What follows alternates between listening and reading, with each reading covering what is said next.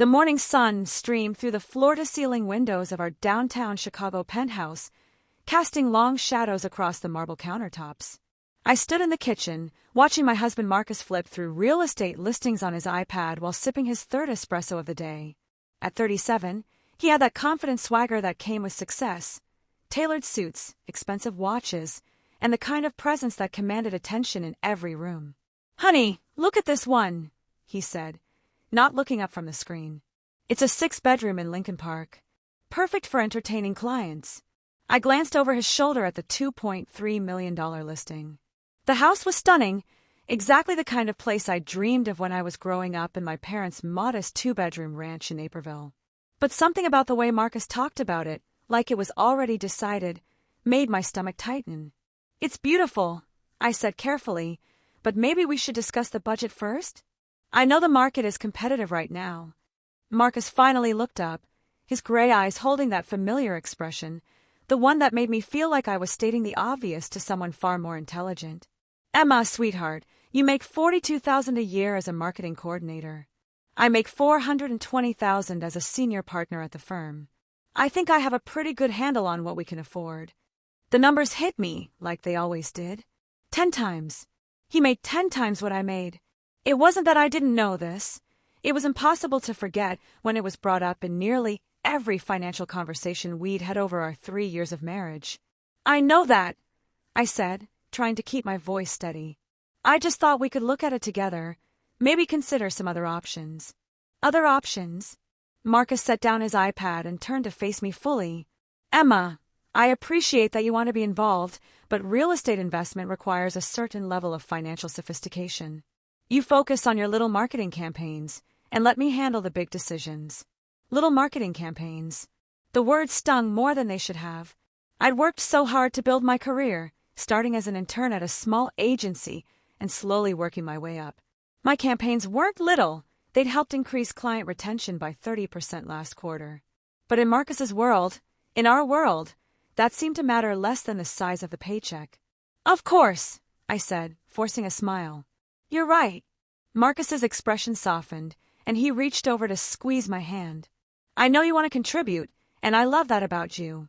But this is what I do, Em. Trust me to take care of us." I nodded, but something inside me felt smaller than it had 5 minutes ago. This wasn't the first time we'd had this conversation, and I knew it wouldn't be the last. Marcus wasn't cruel. He genuinely believed he was protecting me, making things easier. But protection can feel an awful lot like prison when you're the one being protected. After Marcus left for work, I sat alone in our pristine kitchen, surrounded by all the beautiful things his success had bought us. The Italian leather furniture, the original artwork, the view of Lake Michigan that cost more per month than most people's entire salary. I should have felt grateful. Most people would kill for this life. Instead, I felt invisible. I pulled out my phone and opened my banking app, something I'd been doing more and more lately. My checking account showed the usual $1,200 after rent and expenses, but I scrolled down to my savings account. The one Marcus didn't know about. The one I'd been quietly building since before we got married. $47,000. It wasn't much by Marcus's standards, but it was mine. Every dollar had been earned, saved, and carefully set aside. Money from freelance projects I'd taken on weekends, from birthday gifts I'd never spent, from the small inheritance my grandmother had left me. It was my secret, my small rebellion against a life where I felt like I had no say.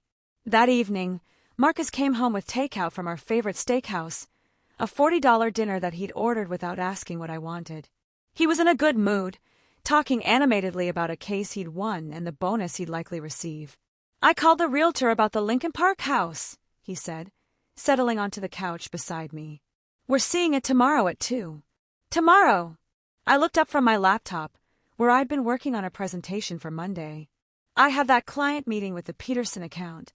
Can't you reschedule?" The casual way he said it, like my work was just a hobby that could be pushed around, made something crack inside me. "It's important, Marcus. I've been working on this campaign for months. And I'm sure it's very nice, but this house won't wait. The realtor says they're expecting multiple offers." I stared at him, this man I'd married, this man I thought I knew. When had my dreams become so small in his eyes? When had I become so small? Maybe we could see it this weekend instead? I suggested. Marcus sighed, the way he did when he was explaining something to a difficult client. Emma, I understand you want to feel included, but we need to move fast on this. I'll take pictures, get all the information. You can see it after we put in the offer. After we put in the offer. Not after we decided to put in the offer. After he decided, and I went along with it, like I always did. What if I don't like it? I asked quietly. Marcus paused, his fork halfway to his mouth. What do you mean? What if I see the house and I don't like it? What if it doesn't feel right to me? He set down his fork and turned to face me with that patient expression he used when he thought I was being irrational. Emma, it's a $2.3 million house in one of the best neighborhoods in Chicago. It's not about liking it. It's about making a smart investment. But we'd be living there. Shouldn't that matter? Of course it matters, but you have to trust my judgment here. I've been doing this a lot longer than you have. There it was again. The reminder of his experience, his expertise, his superiority in all things financial. I nodded and went back to my laptop, but I couldn't concentrate on the presentation anymore. Instead, I found myself looking at real estate listings on my own. Smaller places, modest homes in neighborhoods Marcus would never consider. Places where I could make my own decisions. 2 weeks later, we were hosting a dinner party for Marcus's colleagues and their wives. I'd spent the entire day preparing, shopping for groceries, cleaning the already pristine apartment, and setting up the dining room with our best china. Marcus had been at the office all day, coming home just in time to shower and change into his favorite navy suit. Everything looks perfect, he said, straightening his tie in the hallway mirror. You did a great job, Em. I smoothed down my black dress, the one Marcus had picked out because it was appropriate for entertaining, and checked my reflection. At 30, I still looked young, but lately I'd been noticing lines around my eyes that hadn't been there before. Stress lines, my mother would have called them. The guests began arriving at 7. Thomas and Patricia Warner, James and Susan Chun, and David and Michelle Rodriguez. These were the people Marcus worked with, the people who shaped his world. I'd met them all before, but I always felt like I was playing a role, the supportive wife, the charming hostess, the woman who smiled and nodded at the right moments.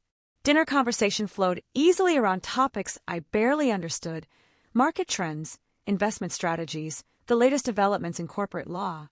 I contributed when I could, but mostly I listened, playing the part Marcus needed me to play. So, Emma, Patricia said during dessert, Marcus tells us you work in marketing. That must be exciting. It is, I said, grateful for the chance to talk about something I actually knew. I'm working on a campaign for a new sustainable fashion brand. It's been really challenging to find the right message that resonates with environmentally conscious consumers while still driving sales. That sounds fascinating, Susan chimed in. Sustainability is such a hot topic right now. What strategies are you using? I launched into an explanation of the multi-platform approach I developed, feeling more animated than I had all evening. This was my world, my expertise. For a few minutes, I forgot about feeling small. We've seen a 40% increase in engagement since we launched the campaign. I finished. The client is thrilled. 40%. That's incredible, James said. You must be proud of that success. I was about to respond when Marcus's voice cut through the conversation like a blade. It's cute how excited Emma gets about her little projects, he said with a laugh. She's always been passionate about her work, even if it's not exactly Fortune 500 level. The table fell silent. I felt the heat rush to my cheeks as every pair of eyes turned to me. Marcus seemed oblivious to the awkwardness, reaching for his wine glass like he hadn't just publicly diminished everything I'd just shared. Marcus, I said quietly, I don't think. Oh, don't get me wrong, he continued, apparently warming to the topic. I'm proud of Emma's little marketing campaigns. It's important for her to have something to keep her busy. But when it comes to real financial decisions, well, he gestured around the expensive apartment. Let's just say there's a reason I handle the big stuff. The silence stretched on for what felt like an eternity. I stared at my husband, this man who claimed to love me, who had just humiliated me in front of people I barely knew. The worst part wasn't the dismissal of my work. It was the casual cruelty of it, the way he'd made me feel like a child playing dress-up in an adult's world. Emma's work is hardly little, David said finally, his voice carefully neutral. A 40% increase in engagement is significant in any industry. Of course, Marcus said, waving his hand dismissively. I didn't mean to downplay it. It's just that when you're dealing with the kind of money we handle at the firm, well, perspective matters. I excused myself to the kitchen, ostensibly to start coffee but really to escape the table before I said something I couldn't take back. My hands shook as I filled the coffee maker, and I had to grip the counter to steady myself. Michelle followed me into the kitchen a few minutes later. Are you okay? She asked softly. I'm fine, I said automatically, then caught myself.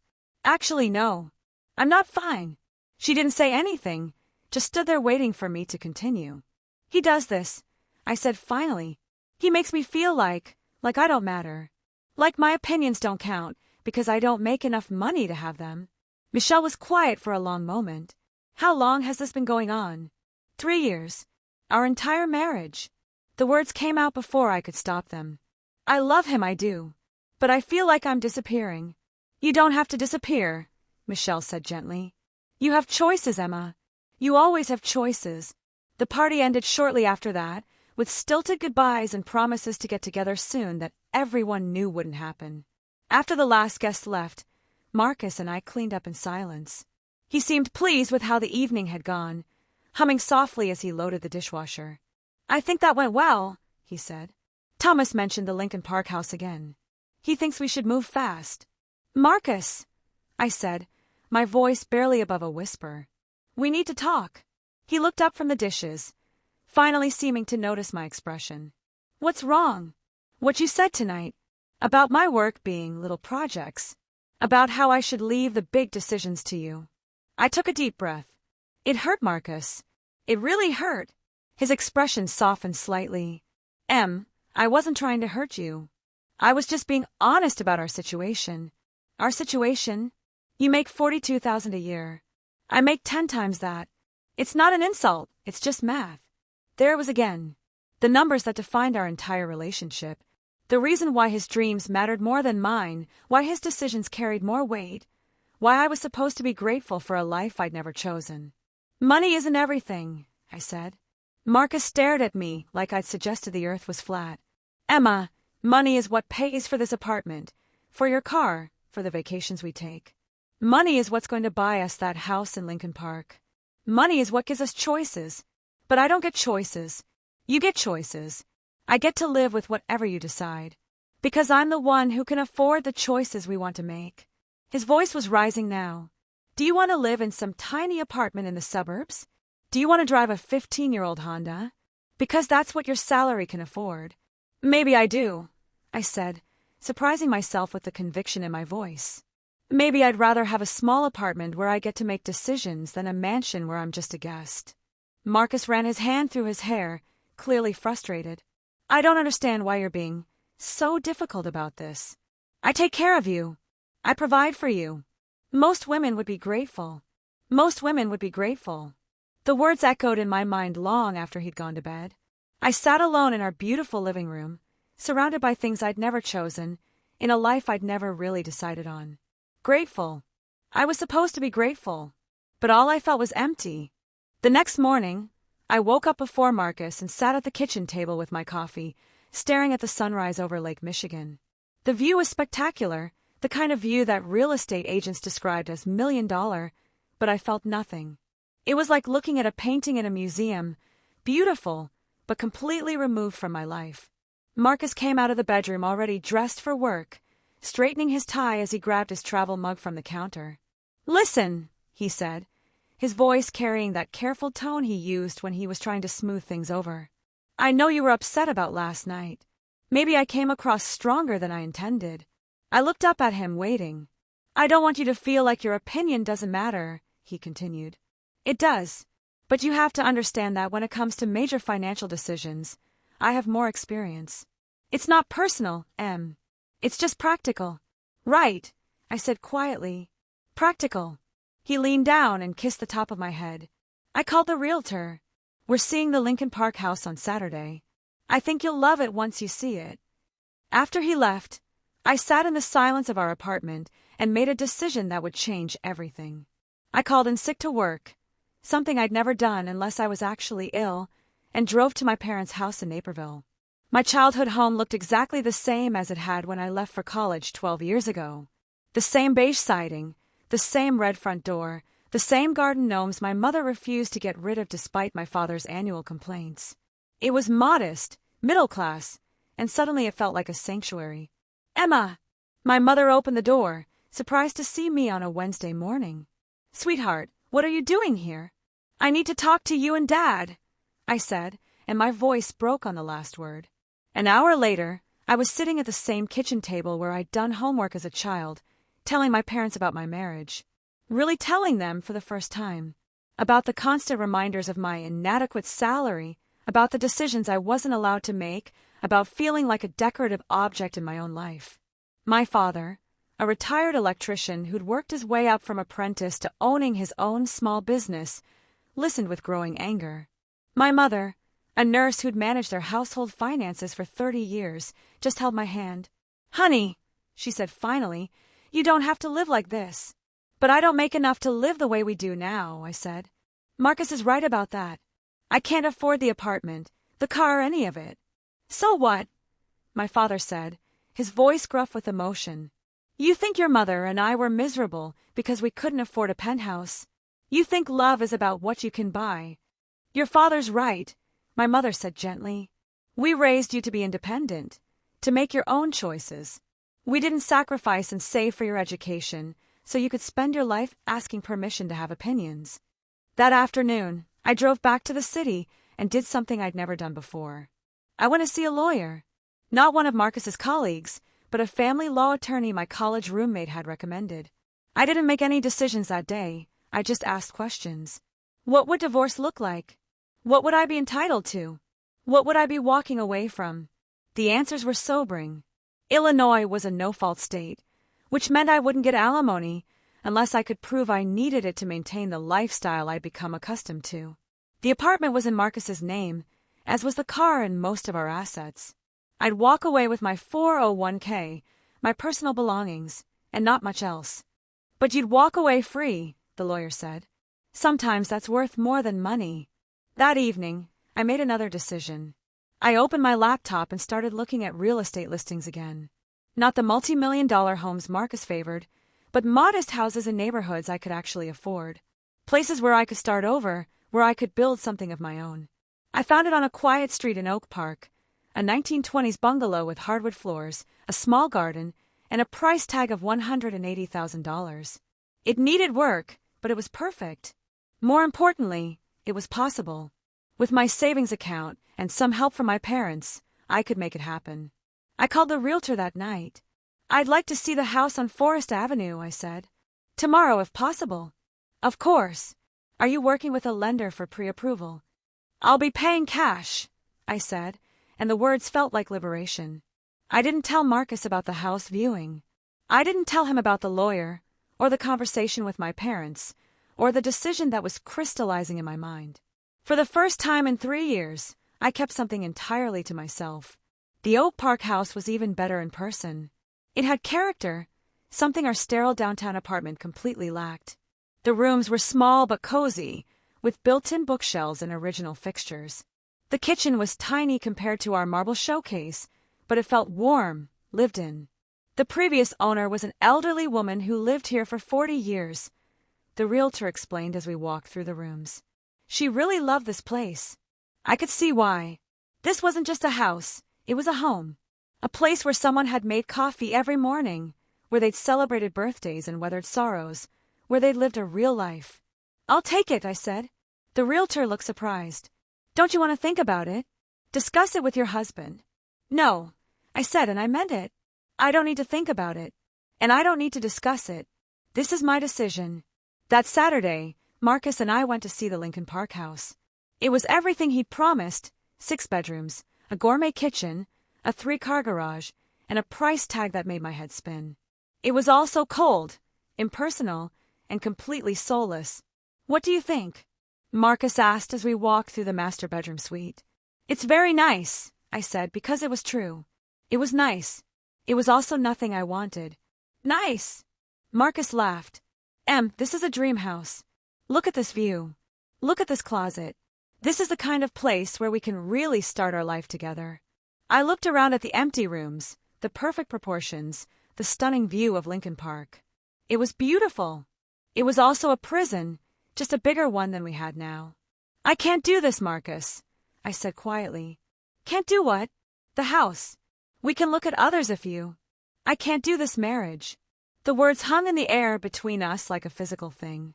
Marcus stared at me, his expression shifting from confusion to disbelief to something that looked almost like panic. What are you talking about? I'm talking about the fact that I've been married for 3 years, and I've never made a single decision about my own life. I'm talking about the fact that you think my income disqualifies me from having opinions. I'm talking about the fact that I feel like a stranger in my own marriage. Emma, you're being dramatic. If you're upset about the other night, I'm not being dramatic.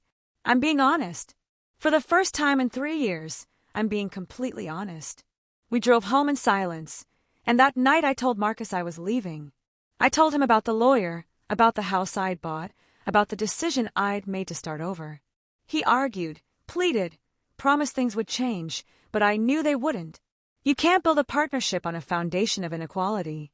2 weeks later, I moved out of the penthouse and into my parents' house while I waited for the closing on the Oak Park bungalow. It was temporary, but it felt like coming home. 6 months later, I was in my new house, painting the guest bedroom a soft sage green, when my phone rang. The number was unfamiliar, but I answered anyway. Is this Emma Patterson? The voice was professional, courteous. Yes, this is Emma. This is Michael Reynolds from Reynolds Realty. I'm calling about a property inquiry from your ex-husband, Marcus Patterson. He's looking for a house in the Oak Park area and mentioned you might have some insights about the neighborhood. I set down my paintbrush, confused. I'm sorry, what? Mr. Patterson called yesterday asking about available properties in Oak Park. He said he was looking for something in the same area where his ex-wife had purchased a home. He gave me your name as a reference for the neighborhood. My heart started beating faster. What exactly did he say? He was asking about a house on Forest Avenue, specifically.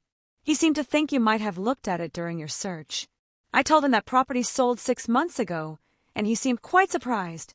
He asked who the buyer was, and I told him I couldn't disclose that information without permission. I gripped the phone tighter. And then what happened? He became quite insistent. He said he was concerned about his ex-wife's living situation and needed to know if she was the buyer. I maintained our privacy policy, but he was persistent. I see. Miss Patterson, I'm calling because after our conversation, I realized you might be the buyer of the Forest Avenue property. I wanted to confirm whether you'd be comfortable with me sharing any information with Mr. Patterson. No, I said immediately. I would not be comfortable with that. After I hung up, I sat in my half-painted guest room, processing what had just happened. Marcus was looking for a house in Oak Park. More specifically, he was looking for my house. But how did he know I'd bought something here? The answer came to me 2 hours later when Marcus called directly. Emma, we need to talk. Marcus, I told you. I know what you did. His voice was tight, controlled. I know about the house. My stomach dropped. What are you talking about? I was pre-approved for a mortgage on the Lincoln Park property. When I went to finalize the paperwork, my loan officer mentioned that there had been some unusual activity on my credit report. A property purchase inquiry that didn't match any of the applications I'd submitted. I closed my eyes. In all my planning, I'd forgotten about the credit check. Even though I'd paid cash, the realtor had run a standard credit report as part of the process. With our finances intertwined for 3 years, Marcus's credit monitoring service had flagged the inquiry. I don't understand, I said, though I did. Cut the bullshit, Emma. I know you bought a house. I know you bought it with cash. What I don't understand is where you got the money. I took a deep breath. It was my money, Marcus. Money I saved before and during our marriage. Your money! His voice rose. You made $42,000 a year. After taxes, after your personal expenses, you couldn't have saved more than a few $1,000s. I saved more than you think. How much? The question came out like a demand. I don't see how that's any of your business. It's my business because we were married. It's my business because you were hiding money from me while I was supporting you. Supporting me. Even now, even after everything, He couldn't see me as anything other than a dependent. I wasn't hiding anything, I said. I was protecting myself. And I was right to do it. Protecting yourself from what? From me? From the man who gave you everything. You gave me nothing, I said, and the words came out with more force than I'd intended. You gave me a beautiful cage and called it love. You gave me a life where I couldn't make a decision about what to eat for dinner without checking with you first. That's not true, isn't it? When's the last time I chose a restaurant? When's the last time I bought something without wondering if you'd approve? When's the last time you asked my opinion about anything that mattered? There was silence on the other end of the line. I want to know how much you had, he said finally. I want to know how much you kept from me. I didn't keep anything from you. I saved money from freelance work, from gifts, from my grandmother's inheritance. Money that was mine before I ever met you. How much, Emma? I thought about lying, about minimizing the number to avoid his reaction. But I was done protecting his feelings at the expense of my own truth. $53,000, I said. Plus my father co-signed the mortgage for the remaining balance. The silence stretched, so long I thought he might have hung up. $53,000, he repeated finally. You had $53,000 and you let me pay for everything. You let me think I was taking care of you. You were taking care of me. Whether I had savings or not, you insisted on paying for everything. You insisted on making every decision. You made it very clear that my financial contribution wasn't welcome, because I thought you didn't have anything to contribute. And if I had told you about the money, what would have changed? Would you have let me pay for groceries? Would you have asked my opinion about the apartment? Would you have treated me like an equal partner? Another long silence. That's not the point, he said finally. That's exactly the point, Marcus. The money was never the issue. The issue was that you used money as a weapon. You used it to make me feel small, to make me feel like I didn't deserve a voice in my own life. I never. You did it in front of your friends. You did it every time we disagreed about something. You did it so consistently that I started to believe it myself. I could hear him breathing heavily on the other end of the line. I loved you, he said, and his voice cracked slightly. I thought I was protecting you. You were protecting yourself, I said gently. You were protecting your right to be in control. What do you want from me, Emma? Do you want me to apologize? Do you want me to admit I was wrong? I don't want anything from you, Marcus. I want you to leave me alone. I want you to let me build my own life. And if I said I changed, if I said we could start over, I looked around my small, imperfect house, at the walls I'd painted myself, the furniture I'd chosen, the life I was building one decision at a time. I wouldn't believe you, I said. And even if I did, I wouldn't want to go back. I like who I am when I'm not trying to be small enough for you to love. After we hung up, I sat in my living room and cried. Not for the marriage I'd lost, but for the years I'd spent believing I wasn't enough, for the woman I'd been, who thought she needed permission to have dreams. 3 months later, I got a promotion at work. My salary doubled, and suddenly I was making more money than I'd ever imagined. It should have felt like vindication, like proof that I was worth more than Marcus had believed. Instead, it felt like freedom. Not because of the money, but because of what it represented. My own choices, my own efforts, my own worth that had nothing to do with anyone else's approval. I never heard from Marcus again after that phone call. I heard through mutual friends that he'd bought a house in Lincoln Park, the same one we'd looked at together. I hoped he was happy there, in his beautiful empty mansion. As for me, I was learning that happiness wasn't about having everything you thought you wanted. It was about having the freedom to want things for yourself, to make your own mistakes, to build your own dreams. It was about earning enough to decide that, not in terms of money, but in terms of self-respect. And for the first time in my adult life, I finally felt wealthy.